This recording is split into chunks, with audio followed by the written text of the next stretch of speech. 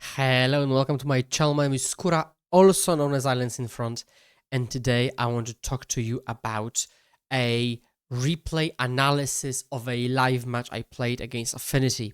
So recently I attended a Super IPT that I top 8'd, as you can see here. I also actually won the trios the next day. I'll have a separate tournament results video, tournament report. And I played this list. This list is also one of the previous videos. It's 1-to-1. Also the one, it'll be in the description, of course. Also the one I have my full guide on. 236 students. Nice. And I played against Affinity in one of the key matches because I was then 4-1. Winning would mean I would go to 5-1 and potentially draw, which actually didn't happen. I couldn't draw. The tournament was so big. I had to go 6-1 to actually top 8, which I did. But I want to talk about the matchup a little bit. So let's take a look at what happened and why. Now, in general, Affinity is very similar to Jund in that they are a value deck that's kind of clunky with the taplands. Their best draw include non-taplands, right? Which is, Furnace Galvanic Blast or early Refurbished Familiar. But we can still go toe-to-toe with them. They have no mass removal main deck, but actually they do have plenty of removal again kind of advantage. And so, coming in, I'm on the play, and I play a turn 1 creature and I pass. This, of course, sped up. You can also watch the whole tournament if you'd like at Common Magic Series, Pauper, and also in English commentary. Okay, so they got Furnace, which immediately makes me think they're going to Galvanic my creature, but thankfully they just go for Nihil Spellbomb, so that's irrelevant, which also screams to me that they don't have removal at all, which makes it very convenient for me to just Big Ninja there. And I'll pass back, so I know that if they have removal, they must have drawn it. They play Makeshift Munitions turn 2, right? And the immediate instinct of every Fey player, including myself in that position, it was like, oh, come on. Really? A one-off like that? The best in the matchup? But I have played through enough Resolved Munitions that, actually I've won so many games through Resolved Munitions. And the logic is simple. Okay, they don't really lose value sacrificing stuff, but they lose mana sacrificing stuff. So, like, in order to kill the ninja, they would have to spend their entire turn and somehow find artifacts in between. If I can keep adding stuff to the battlefield, they will literally not keep up. So, while the morale dipped, I'm still thinking, okay, I can do this. And so, I attack with my ninja, and I know it will connect. So, I draw a card, and I'm not sandbagging creatures. Because, like, they will have to kill them, so you might as well flood the battlefield and make them kill every single one of them. And so now I'm putting the opponent into the position of having to decide whether they want to deploy stuff or kill my creatures. And I have, at this point, I think, like 2 spell starters in hand. So they tap 1, and they say, I will Nihil Spellbomb, kill Miscreant, and pay to draw. And I say, okay, let's move it as the sacrifice is the cost, and I'll think. Of course, there are no tricks in Fairies to actually save it. I don't play Mutagenic, I don't play, like, Cyber Cryptomancer, so it dies, and the opponent is up on cards on this exchange, but they tapped out, right? So basically, you can think of it as 3 mana, kill Fairy Miscreant, and again, let's just say still draw a card, but they spend 1 mana for Nihil Spellbomb to begin with, so it's very expensive to remove a creature, especially since I have a creature going anyways. And now on the end step, I'm just flashing in Spell Stutter because I want to make them have to recommit everything all the time.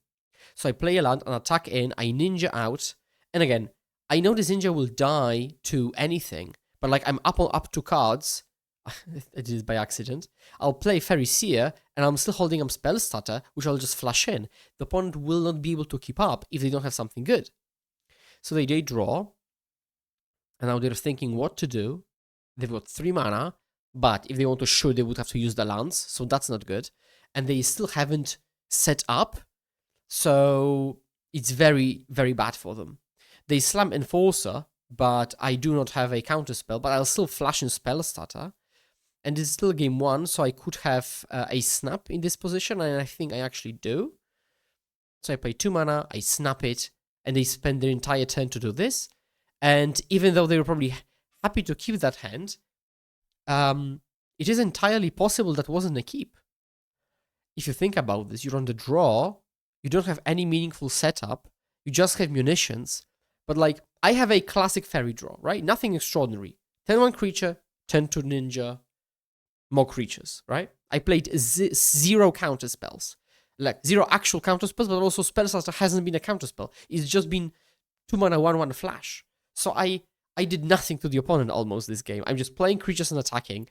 And this and their hand folded to just this. So it's very entirely possible the hand that they kept was a trap. And at this position, I've got so many cards, so many effects, that just nothing will resolve now from this position. And I will actually claim victory.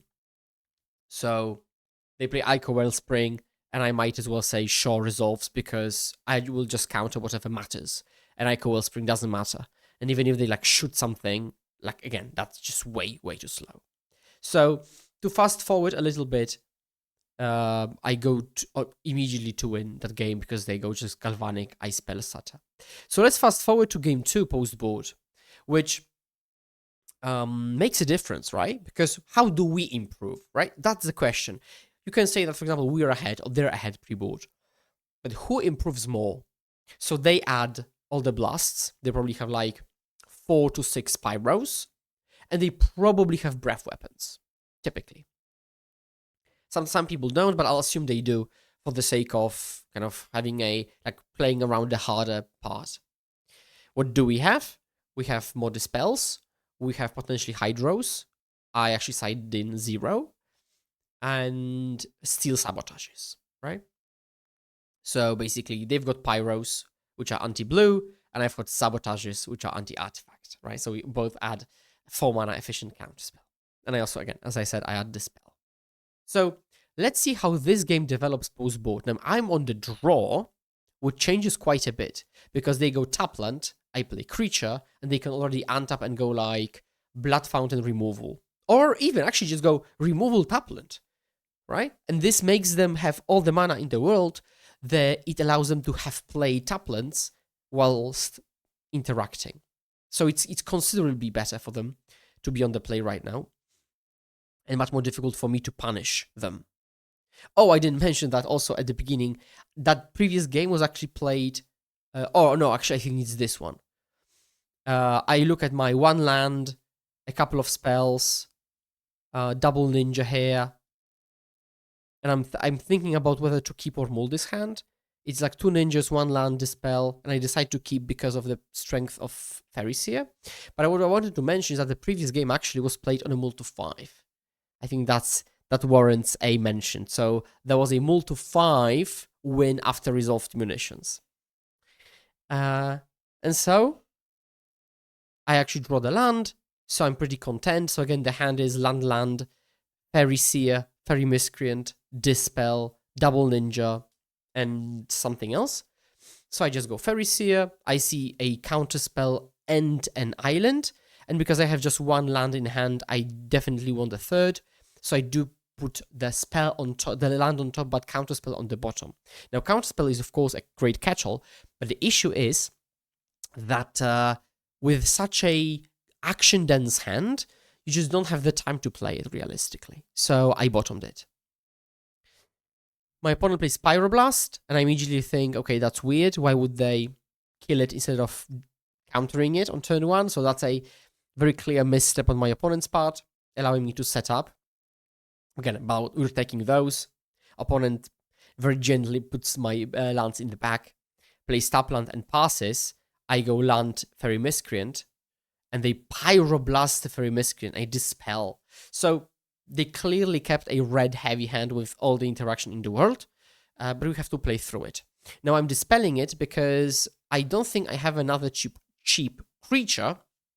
So if I don't dispel this, I'll be stranded with all the 4 mana ninjas, right? So I'm just fighting over Miscreant because that's an outlet for me to play the ninjas. So it's not like I would like to play to defend Fairy Miscreant, but I just kind of have to. So they go to their turn. They play Blood Fountain with the blood. and they kill my creature again. So the third Pyroblast. But I'm like, okay, sure. Well, we gotta play it, right? So I play a land, and I just pass back. My opponent plays Refurbished Familiar, which I immediately steal Sabotage. And they're missing a land drop, but they're not cracking the blood, which is kind of weird, but it also signals to me they probably have really good spells in hand. Maybe the spells they can't cast, but they would like to keep. So like maybe Breath Weapon for 3 mana, or maybe like Thoughtcast. But I'm just taking this, and I'm just play, bam, Ninja. I'm unhappy that I have to do so, but sometimes you have to do so. And thinking, well, it'll die, it's not a good way of thinking about this, because okay, first of all, my favorite quote of myself, which is, creatures die, and that's okay. So if they have removal, they would have that removal anyway. Like it won't dematerialize from their hand if I assume there is removal. They also played 3 Pyroblasts already, so I'm just making them have it, considering how clunky my hand is. So they draw. They do kill it. I'm like, okay, sure. So that's a 4th, let's say, removal spell, but they miss a land drop again, and they don't crack the blood again, which is weird. But again, I'm taking the fact that they're missing on lands, and I'm just slamming a ninja yet again and passing. Now, I'm still continuously adding lands, because I want to be able to, at some point, for example, go big ninja counterspell, if that's how cards line up. Or because I don't have any synergies, I might have to go 3 mana off 1 mind into some spells. And holding lands in hand is largely irrelevant in this deck. Like in some late game situations with Harker going, when it's another, draw discard, or maybe with like Strix on the battlefield, maybe. But by and large, like 80% of the time, you just want to make your land drops. There's no reason to bluff, and again, this deck can chain draws. So 2 mana, they go for bargain, and sadly, I have nothing. I've just got a very average hand. So they just draw both, and they made a land drop, and they're passing. But they're passing. Okay, so after 3 Pyros and a Galvanic, I can finally hit my opponent, and I draw a card. Now I have 2 lands in hand, and off 1 mind. I'm hard casting off 1 mind, and now it's 2 lands, I think maybe even a 3rd land, and something. So my draws are not lining up very well, but something's happening at least. My opponent plays Thoughtcast, I'm letting this go. Even if it was actually, even if I had a counter spell, I would let this go. I've got actually a spell starter in hand, which again isn't very useful in this position. But I'm assuming right now that they didn't have a removal spell, but they could have drawn it.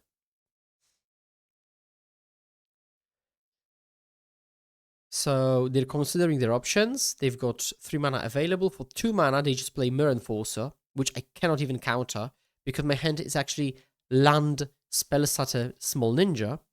I'm flashing in Spellstarter End Step to convert the Small Ninja, especially since the Big Ninja is roadblocked by the Enforcer. So I do this, perform the trick. I know it doesn't die to Galvanic if they go past blockers, because I can always bounce Spellstarter and replay it. I mean, the Ninja doesn't die to any Galvanics. But yeah, I'm just not missing my land drops past, 6th or 7th. I think now I intentionally didn't play one of the lands, which makes more sense when you have 6 already. But I'm still always open to play the 7th if I feel like I've got the gas to have to unload all the cards. So now they're thinking about their options. And they play 2 mana, 3 mana, and they just slam Breath Weapon. I'm like, ugh, okay, after so many prior blasts, they have Breath Weapon as well, but that makes sense with the blood play. I'm like, sure, because I can't even counter. And I actually baited my opponent. I was baiting my opponent throughout the match. I was like, attacks? Any attacks? Attacks? Any attacks? Which sometimes is a bad play from my part, because I don't want them to attack me. But of course, you just do this, let's say, psychological trick if you do want them to attack you. So I'm like, attacks, attacks, attacks. And, well, it's not relevant here. If I put the seed into their head to start attacking me, I might get some beneficial turns on my own. So I play another creature, I attack in, I big ninja here, bam, draw. And I think I'll like kind of bait my opponent again. Any attacks, just to be able to connect with my ninja one more time, because at some point I can just keep champing Timber Enforcer as long as I can get my hits in. I Icor Wellspring, I Steel Sabotage it because I feel like Steel Sabotage cannot counter the draw or removal because it can't. And I'll just counter this. They've got 2 cards in hand. They just pass back with no attacks, sadly for me. I'm attacking for 1, no ninja. 7 lands and pass. And it's a very, very slow clock on my part. Opponents now keeps playing their land drop, so now they can do anything they actually want. And now they're actually cashing in the blood for just Refurbished Familiar, which sounds to me like they really have got nothing exciting in hand. So I cash in my Sabotage yet again. I'm asking my opponent if they want to attack, because the prospect of killing me in 4 turns is very appealing, potentially appealing. So I'm hoping they actually get into the red zone. They're thinking about this, and they do, which I'm very happy about. Because I go to my turn. Remember, I'm still holding up Spell Stutter. Now I do this because I am Shall Connect, and I see a Jellyfish Moon Circuit Hacker. And this is, okay, this is a bad play for me. I misplayed hard here. So I want both cards because Jellyfish is a threat, but I can always just chump Enforcer and crack it and draw a card. But of course, I misstacked it. I put Hacker on top, which is irrelevant here because I can't draw pre-combat. I should have put Jellyfish on top, draw it with the Ninja, play it on their turn, potentially block the Enforcer, and then on the next turn, before the next combat, have Hacker as my draw step. So this was a misstep, and I sadly immediately realized the moment I dealt damage. This is boom, draw. Oh yeah, here. So I was like, I paused because I was like, oh come on. I was very unhappy with myself, but my hand is Small Ninja, Spell Stutter, Counterspell with Jellyfish on top, so I don't think I'm losing this game. And I think from this position, I confidently take more damage. Now they bargain this. I'm happily Spell Stuttering it. The Spell Stutter was also face up, so I thought like my opponent is playing into it, but I think it was just like, it wasn't a trick. They just played into it, so I capitalized. And I also had a Counterspell, so if it was a trick, I had a backup. And my bet is that they don't have a action heavy hand because they would have been playing more spells. So basically, in my mental database, their hand is mostly empty and they're just playing off the top. Now, in this position, I attack like this and I can bring back my Spell Stutter. And Spell Stutter for 2 counters a lot of the stuff. It doesn't counter Familiar or Enforcer, but it does counter all the bargains, all the dispute effects, all the Pyroblasts. And also in this position, it also counters a Breath Weapon. So I'm just counting my mana because I want to, like, I've got 1, 2, 3, 4, 5, I've got 6 mana. And I think I will make a 7th land drop. Yeah, I'm just, okay, I was counting this. Why 7th land drop? Because I want 2 for Spell Stutter, 2 for Counterspell, 1 for Jellyfish, and 2 for Sacrifice. So this turn, I could have my perfect turn of play, block, sack, draw, hold up, double counter. And I counted it, 7, so I made my 7th land drop. My opponent's down to 6 already. They don't have much. I feel very, very confident from this position. They play one of the lands. And actually, I still have got more lands than them, so... End step, I play Jellyfish because I might as well. I say, go to my turn. Okay. And now I can just attack them for 3 twice in the air for a clean win, potentially. So I attack, no ninja, 3, pass to you, hold up Counterspell, hold up Spell Stutter, and hold up a second Counterspell, actually. And now Enforcer is irrelevant, so I just say Resolves. I'm thinking about this, but then I realize, like, it doesn't matter, so I Resolves, attack for 3, and play another land. They play Pyro on one of the creatures, but I Spell Stutter, and I get a 2-0 win over Affinity. So I think I would have lost this game against better play. I think my opponent may have mismanaged their resources a little bit. They didn't dig for lands, so they stumbled. They just killed they just played their cards, just kill. But maybe they should not have played it as aggressively with the resources they had available. Game 1, I think they greatly over-exaggerated the importance of munitions, considering the hand, especially on the draw. But again, I think this, if anything, that's a good thing, because it proves this match was a match of skill.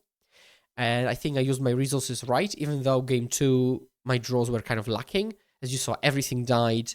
I had a ton of lands. I had to like flash in spell strategies to get damage in. But yeah, this was Mono Blue Fairies against Affinity. Jellyfish Fae even.